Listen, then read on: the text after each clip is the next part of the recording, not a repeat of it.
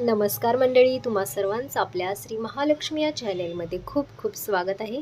तर आज आहे गणेश जयंती आणि आज आपण एका छानशा गणपतीच्या मंदिरात आलेलो आहोत। तर बघू शकता किती छान अशी सजावट केलेली आहे मंदिरामध्ये, कारण आज आहे गणपती बाप्पांचा जन्मदिवस।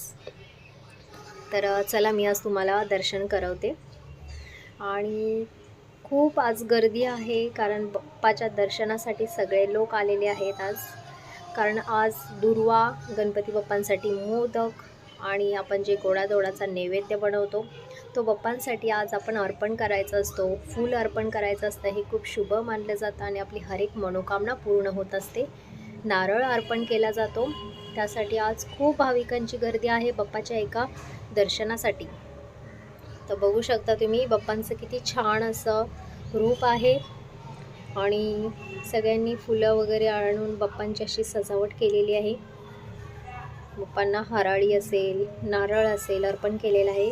किती छान बाप्पा दिसत आहेत आज, कारण बाप्पांचा आज आहे वाढदिवस।